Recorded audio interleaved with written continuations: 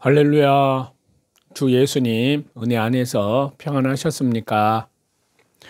오늘은요, 구약성경 여호수아 11장에서부터 14장까지 말씀인데요. 11장에서는 가나안 북부 정복과 주요 지역의 정복을 완성하는 내용을 말씀하고 있습니다. 북부 가나안 정복에 대한 말씀인데요. 하솔 왕 야빈을 중심한 가나안 북부 지역의 대대적인 동맹은요, 실로 대단한 위세를 떨쳤습니다. 그렇지만 그들 역시 하나님이 함께 하시는 이스라엘의 적수가 될 수는 없었습니다. 그래서 여기 여호수아 11장에서는요, 그 사실을 잘 입증해 주는데요. 즉 메론 물가에서 이스라엘을 대적하기 위해서 진을 쳤던 가나안 북부 동맹군들은 하나님의 공격 명령을 받은 여호수아와 이스라엘 군사의 갑작스러운 기습을 받아서 결국 크게 패합니다.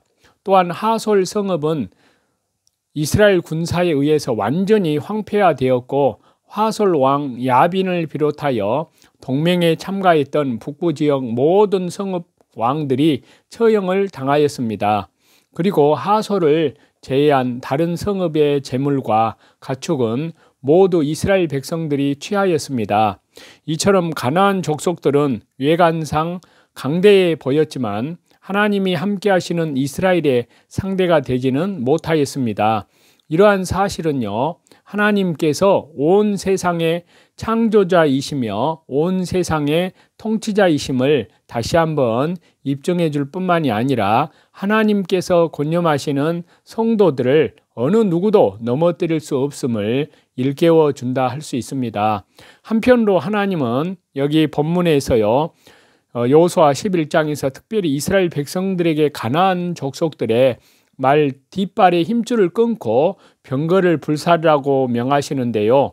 이것은 사실상 전쟁에 필요한 모든 병기의 파괴를 의미합니다. 이처럼 하나님께서 모든 병기를 파괴하도록 하신 것은 백성들로 하여금 이후로도 전쟁을 수행할 때 행여 전리품으로 취한 그 같은 병기를 더 의지함으로 하나님을 저버리는 일이 없도록 하기 위함이었습니다. 이렇게 성도들은 하나님의 일을 행함에 있어서 하나님보다 먼저 인간적인 수단과 방법을 의존하려 해서는 안 됩니다. 특히 사단의 세력과 싸우는 영적 전투에 있어서는 하나님의 전신갑주를 입어야지 자신의 힘과 자신의 지혜를 의지해서는 안 됩니다. 왜냐하면 그러한 것들은 우리를 넘어지게 하는 올무가 될 뿐만이 아니라 우리로 하여금 겸손히 하나님의 도우심을 간구하지도 못하게 가로막는 장애물로 작용하기 때문입니다. 그런즉 우리는 무릇 지킬 만한 것보다 더욱 마음을 잘 지켜서 우리의 마음이 온전히 하나님만을, 우리 주 예수 그리스도만을 향하여 성삼위일체 하나님만을 향하여 있고 성삼위 하나님만을 의지할 수 있도록 해야 될 줄로 믿습니다. 다음은 여호수아 12장인데요. 여기에서는 이스라엘이 정복한 요단 동편의 두 왕과 가나안의 왕들을 말씀하고 있습니다. 여호수아 12장 7절에서 24절 말씀에서 정복한 요단의 서편 땅을 말씀하고 있는데요. 이스라엘이 요단 동편에서 정복한 땅, 거기에 이어서 요단 서편에서 정복한 땅과 성읍들에 대하여 말씀하고 있는 부분인데요. 즉 이스라엘은 레바논 골짜기 바알가드에서부터 고센의 한락산까지 이르는 지역에서 모두 31개의 성읍을 정복하였습니다. 이러한 31개의 성읍은 남부 지역이 16개, 북부 지역이 15개입니다. 이처럼 이스라엘이 정복한 성읍들의 수는 이스라엘이 얼마나 긴 세월 동안 얼마나 잦은 전투를 치루었는지 능히 짐작해 줍니다. 사실 그들은 자신들이 열망하는 약속의 땅을 차지하기 위하여 무려 5년여 동안 수많은 전쟁을 해야만 했습니다. 그런데 이와 마찬가지로 성도들이 하나님께서 약속하신 영적 가나안, 곧 하나님 나라 본국을 차지하기 위해서도 이 세상에 사는 동안 쉼 없이 수많은 선한 싸움, 영적인 대적들과의 싸워야만 합니다. 더욱이 이러한 영적 전쟁은 결코 휴전이나 중단이 있을 수 없습니다. 왜냐하면요, 악의 세력들은 할 수만 있으면 언제라도 성도를 넘어뜨리기 위해서 호시탐탐 기회만 엿보고 있기 때문입니다. 그렇기 때문에 성도들은 항상 하나님의 전신갑주를 입고 깨어 있어서 긴장을 늦추지 않아야 할 것입니다. 한편으로 이스라엘이 정복한 가나안 땅은 비록 그 일부가 비옥하기는 했지만 모든 지역이 비옥한 것은 아니었습니다. 따라서 백성들은 땅을 분배받은 뒤에 그 땅을 개간하고 옥토로 만드는 수고를 계속하지 않으면 안 되었습니다. 그럼에도 불구하고요, 가나안이 약속의 땅이요 축복의 땅이 될 수 있었던 것은 하나님께서 이스라엘과 함께 하시는 땅이라는 사실 때문이었습니다. 곧 누구에게도 억압받지 아니하고 자유를 누리는 가운데 자신이 순종하는 만큼 하나님께서 주시는 결실을 거둘 수 있는 땅, 그 땅이 바로 가나안이었던 것입니다. 그와 마찬가지로 오늘날 저와 여러분 우리 성도들이 소망하는 영적 가나안, 곧 하나님 나라 본국 역시 아무런 일도 하지 아니하는 자에게 주어지는 유토피아가 아닙니다. 그곳은 어디까지나 하나님을 위해서 피와 땀을 흘리며 전적으로 자신을 헌신하는 자들에게 하나님께서 값없이 주시는 위로와 참된 평안의 처소일 뿐입니다. 그런즉 우리는 자신의 십자가를 지고 그 나라를 향해서 한 걸음씩 한 걸음씩 말씀과 성령님으로 믿음으로 동행하며 밖으로는 이뤄진 영혼들에게 복음을 전하는 것입니다. 다음은 여호수아 13장 말씀인데요.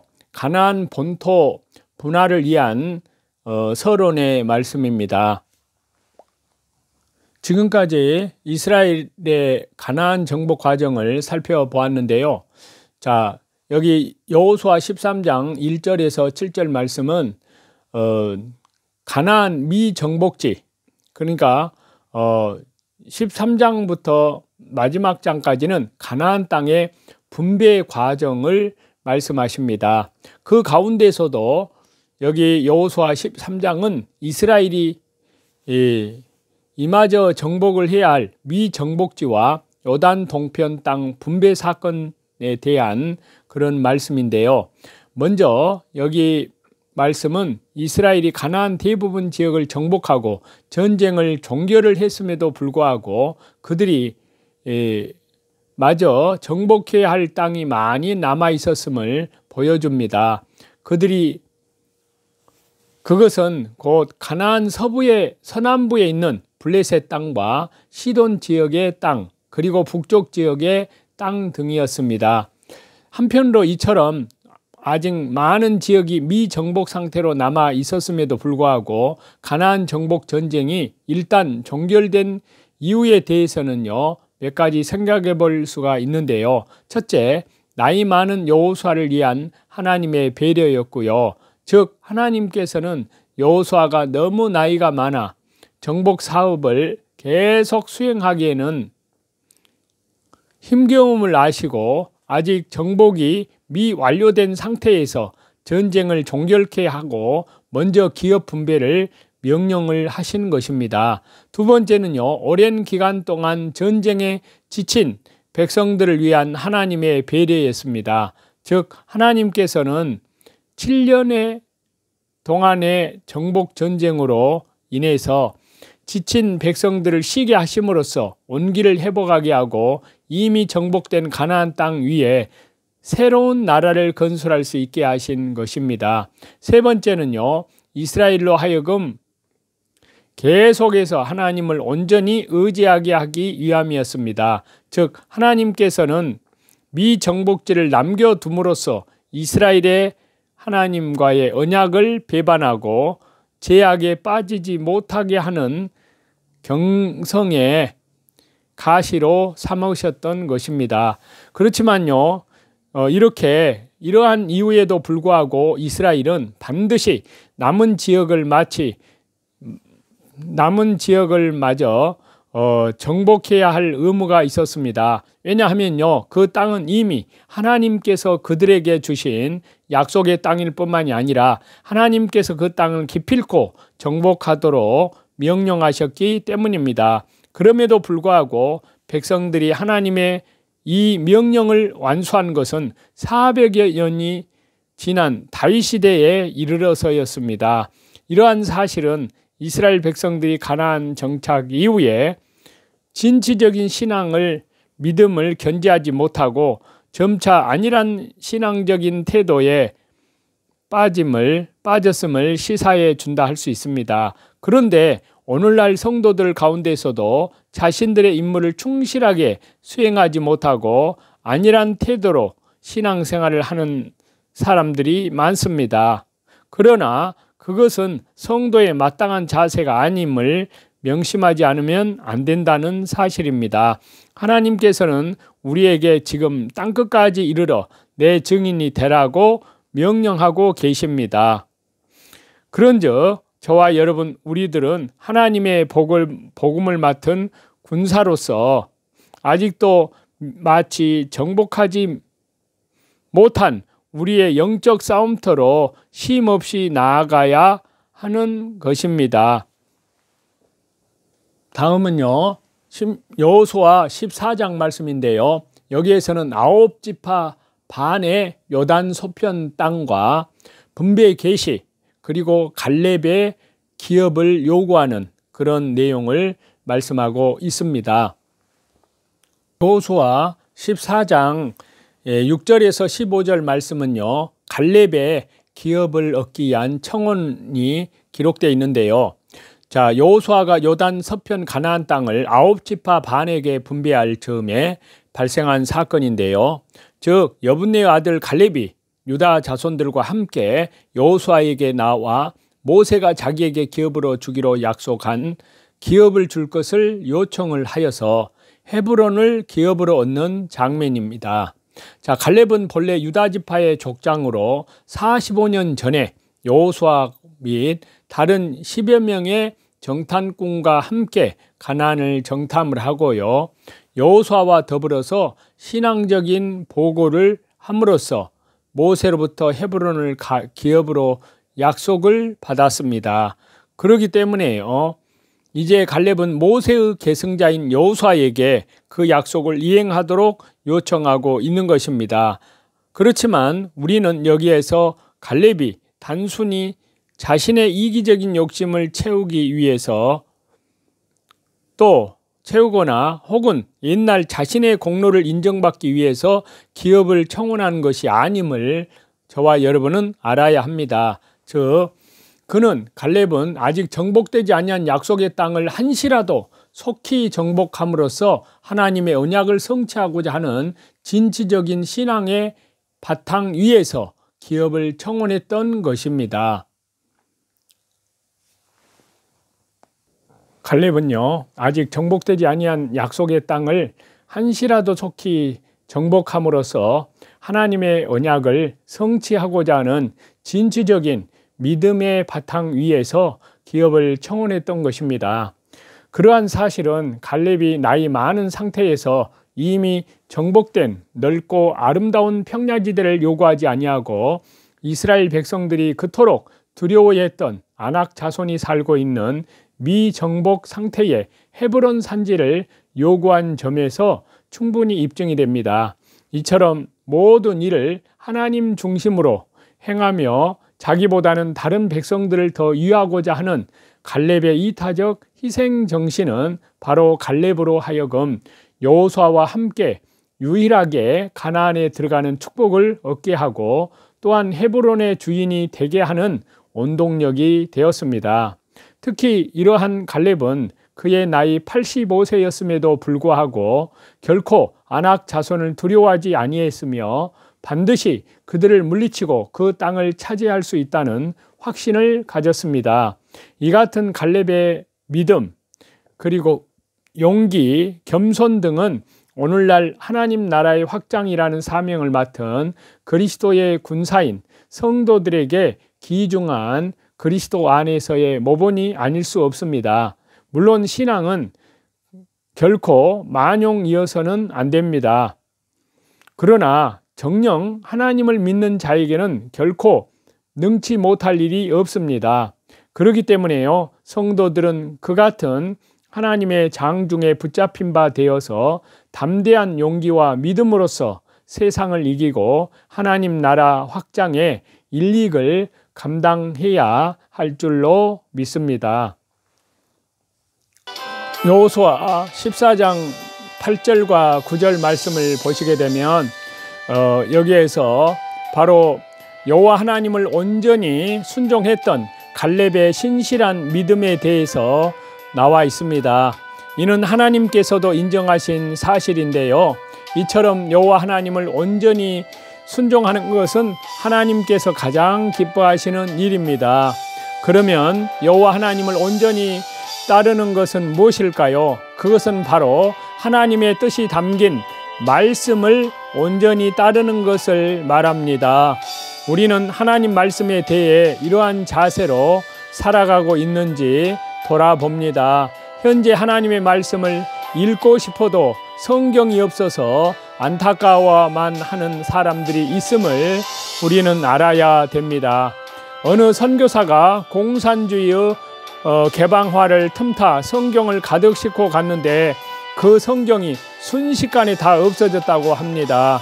이처럼 어려운 상황에서 말씀을 갈급해 찾는 사람들이 있다는 것을 생각해 볼 때 말씀이 바로 곁에 있어도 힘써 듣고 힘써 배우고 힘써 순종하려 하지 않는 우리들 자신을 다시 한번 돌아봅니다.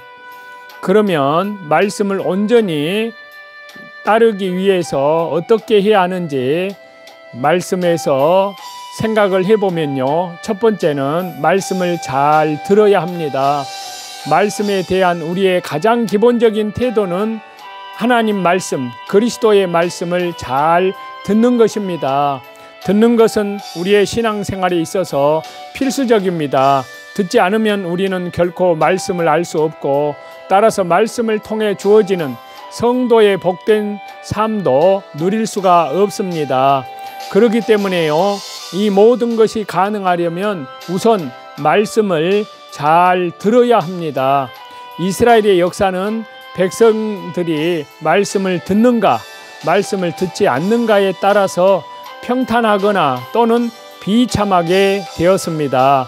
두 번째는 말씀을 잘 배워야 합니다. 말씀을 듣는 자는 말씀을 배워야 할 필요성을 느끼게 됩니다. 왜냐하면 말씀에는 쉽사리 이해하기 어려운 부분이 많기 때문입니다. 또한 말씀을 배움으로 인해서 진리의 지식을 풍성하게 소유할 수 있기 때문입니다. 그리스도를 아는 지식이기 때문입니다. 이때 우리의 영혼은 충만한 성령과 말씀으로 충만하게 넘치게 되고요, 우리의 삶은 진리의 말씀으로 인한 지혜가 충만한 삶이 되기 때문입니다. 초대 교회가 말씀에 대하여 가진 진지한 자세를 우리는 성경 말씀을 통해서 보게 됩니다. 그들은 영생의 말씀을 전심으로 배우려고 힘썼습니다. 그래서 사도행전 2장 42절에 보시면 저희가 사도의 가르침을 받아 서로 교제하며 떡을 떼며 기도하기를 전혀 힘쓰니라 라고 말씀하고 있습니다. 오늘날에 우리는 어떻습니까? 삶에 지쳐서 근심에 눌려서 영생의 말씀을 배우기를 등한시하지는 않는지 생각해 봅니다. 지금부터라도 우리는 말씀을 배우고 익히기에 힘쓰는 성도들이 되어야 될 줄로 믿습니다. 세 번째는 여호와 하나님, 우리 주 예수 그리스도, 성령 하나님, 성삼위 하나님을 온전히 순종하려면 세 번째로는 말씀을 지켜야 합니다. 말씀을 듣고 그것을 배웠으면 지켜 행하는 것이 있어야 합니다. 이것은 위대한 신앙의 믿음의 선진인 사도 바울의 권고이기도 합니다. 그래서 고린도전서 7장 19절에요. 할례 받는 것도 아무것도 아니요 할례 받지 아니하는 것도 아무것도 아니로되 오직 하나님의 계명을 지킬 순종할 따름이니라 라고 말씀하심으로써 말씀을 지켜 행함의 중요성을 우리에게 일깨워 주고 있습니다. 이와 같이 말씀을 듣고 배우는 것으로만 그치면 그것은 아무것도 아닙니다. 그 말씀을 실제로 내가 순종할 때 우리의 삶에 생명과 평화, 예수 그리스도의 성품으로 우리의 믿음이, 우리의 구원이 성화되어 가는 줄 믿습니다. 우리가 말씀을 지키는 것은 거센 파도가 일렁이는 바다에서 완전한 배 안에 있는 것과 같습니다. 실로 우리의 실생활에서 부딪혀오는 괴로움을 거센 파도보다 더합니다. 이러한 상황 속에서 사람들은 모두 자기 나름대로 이러한 괴로움에서 벗어나려고 발버둥 쳐 보지만요, 소용이 없습니다. 오직 말씀과 기도와 말씀을 순종함으로써만이 삶의 거센 파도를, 이 험난한 세상을, 이 환난이 많은 세상을 믿음으로 이길 수 있는 것입니다. 저와 여러분, 말씀에 대한 우리의 태도를 새롭게 해야 될 줄로 믿습니다. 우리가 가지고 있는 성경은 너무나 위대한 것입니다. 거기에는 생명의 길과 사망의 길이 안내되어 있습니다. 우리가 진실로 마음을 다하여 말씀을 듣고 배우며 순종하기만 한다면 거기에서 그리스도의 평화와